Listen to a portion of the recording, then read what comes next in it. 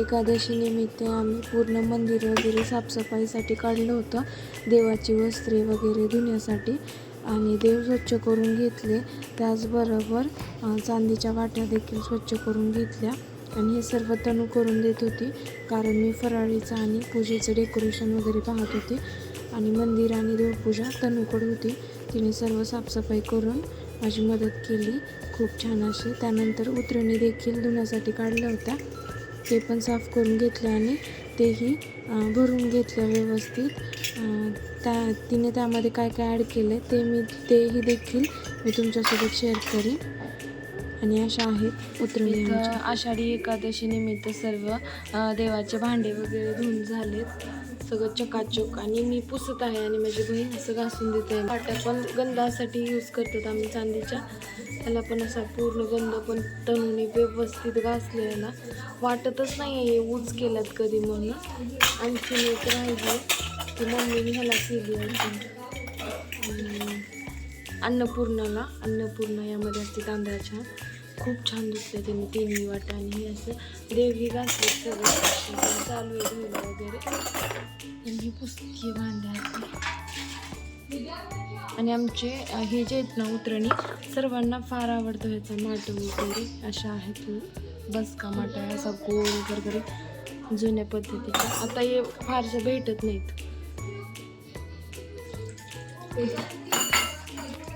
ही मला गंध काढलेला आहे. छोटे छोटे वाट्या काल तुम्हाला दीदीने दाखवले होते. काय भरायचं आता तांदूळ भरायचे आणि ह्यांना ठेवायचे. चंदन, गुलाल आणि साखर. अन्नपूर्णा. तनूची गडबड चालू आहे सगळे भरण्याची. आता देवाचं आता उतरणी भरत आहे. आधी कशात काय भरले बघू. मी ह्यामध्ये हे बघा कुंकू भरले दोन. नेक्स्ट टाइम आता ह्यामध्ये हळद भर. हळद थोडंच भर एकदम. एकदम थोडं भरलं, एक स्पून. आणि आता त्यानंतर तांदूळ आणि त्यानंतर धने आणि पैसे. आता अशा प्रकारे ती भरून घेतलेलं आहे मी. आणि आज खूप छान दिसत आहेत तुझे केस. नाही केली का स्वच्छ. हे पण झाले. कपडे वगैरे वॉश केले ना सगळे चकाचक. तांदूळ भरणार आहे मी. हे बघा तांदूळ पण भरले. नवीन घेतले ना अख्खे. बघ अख्खे नवीन तांदूळ काढले. आणि आता ह्यामध्ये धन भरायचे. धन भरलं. आणि मंदिर कालच स्वच्छ करून ठेवले. काल काय पूजा केली नाही. आता आज आणि सगळे देव चकाचक धुतलेत. हे सगळं माझ्या तनूनं केलंय, कारण मी करत होते वरची कामं सगळी. हे बघा आता धने पण भरले. आता राहिलेलं आहे कॉइन.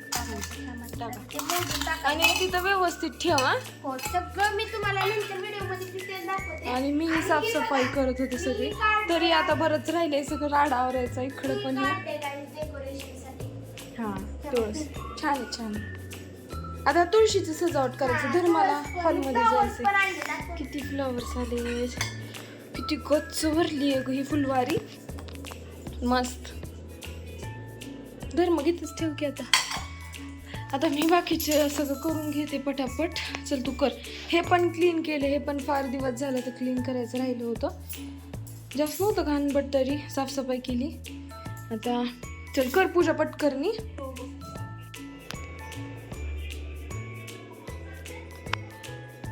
छान झाली आजची पूजा.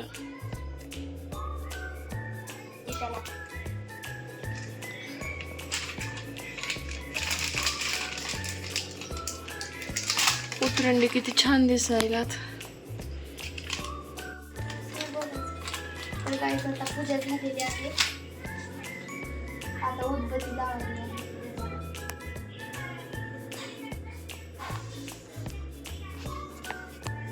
कमेंट मध्ये नक्कीच सांगा पूजा कशी झाली, तुम्हाला आवडली का. तुला आवडली का पूजा. आवडली. मी तुमच्यासोबत शेअर करत आहे यांच्यासाठी मी डेकोरेशन कसं बनवत आहे. तर हे घेतले आहेत मी उतरणी. तर हे 2 जोडी घ्यायचे आहेत सिमिलर अशा. आणि तुळस यामध्ये डेकोरेशन करण्यासाठी घ्यायची.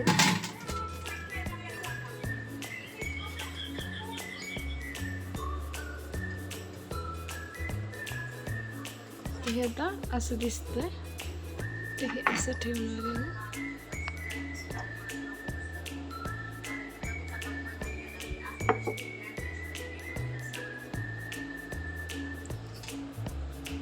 आता नेक्स्ट गुलाब.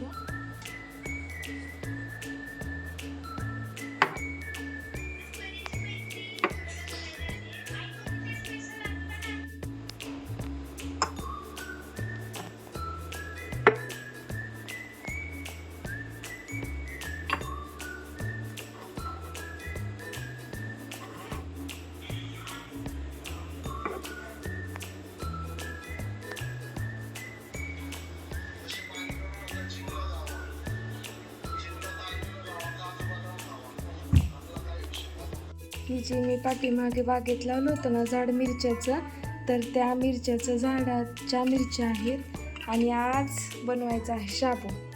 तर शाबू भिजला प्रॉपर. आता ह्या मिरच्या वापरणार आहे मी शाबूसाठी. मी खूप खुश आहे की एकादशी दिवशी माझ्या म्हणजे मी लावलेल्या झाडाच्या मिरच्याचा शाबू बनणार आहे. पटकनी बनवते. शाबूसाठी म्हणजे आजच तयार करून कूट घ्यायचं, कारण आपण भाजीचे हात वगैरे लावलेले असतात ना त्या कुठाला. तर आजच शेंगदाण्याचं कूट बनवून घ्यायचं आणि त्यानंतर शाबू. आणि मिरची फार तिखट आहे, सोलून घेतली मिरची. तिखट आहे मिरची खूप.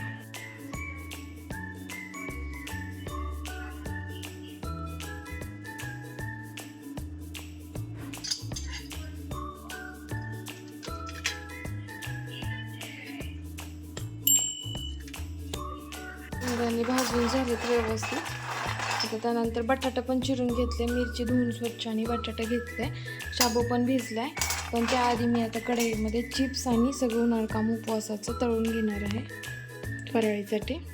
ते चिप्स आणि पापडी आणि हे काढून घेतले. पण एवढं सगळं नाही तळायचं, थोडंच तळायचं. आणि ही स्टीलचा डब्बा घेतला, कारण आता थोडं उघडं ठेवलं ना तर उन्हाळका म्हणजे तळलेलं लगेच असं मऊ पडतंय, कडक राहतच नाही आहे. तर मग तेल घेतलं तर गरम झाले तर बघते, म्हणून डब्बा घेतला. आणखीन नाही झालं गरम. चिप्स तळून घेतले आणि किती छान तळलेत ना चिप्स. हे सगळं आता थोडं थोडं तळून घेते आणि डब्बा. बटाटा फ्राय करून घेतले शाबूसाठी. पापडी तळून झाली. कूट करून घेतले शेंगदाणे आणि आता मिरची बारीक करून घेतली. लगेच शाबू फोडणी टाकते लगेच.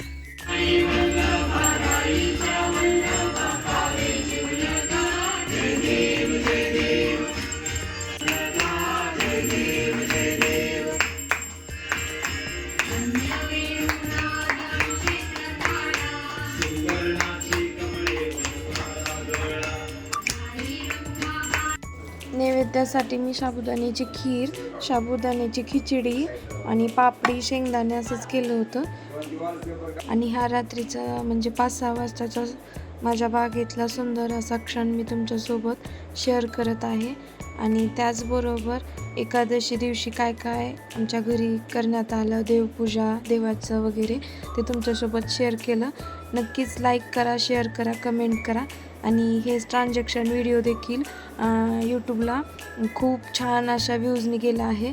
असंच प्रेम माझ्यावरती राहू द्या आणि सपोर्ट करा, लाईक करा, सबस्क्राईब करा. धन्यवाद.